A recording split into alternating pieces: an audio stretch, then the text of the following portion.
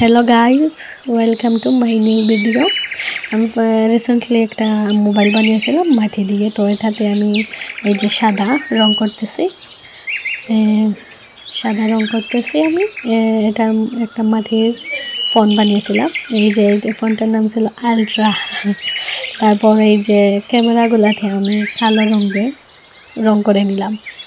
এই যে এখানে আলট্রা, আমার মাটির ফোন আলট্রা, ওইটার মধ্যে ক্যামেরাগুলো আমি অ্যাড করে নিলাম সুন্দর করে।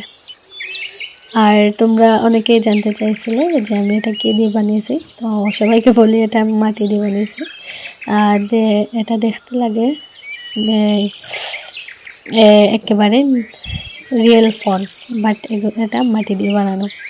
তারপর আমি এটার এই যে আবার হোয়াইট একটু জরির মতো গ্লিটারের মতো মিক্স করে এটাকে আমি আবার রং করলাম। তো কেমন হয়েছে গাইস, তোমরা সবাই আমাকে জানাইও। আর ফিনিশিংটা এত সুন্দর হবে বলতে পারি নাই।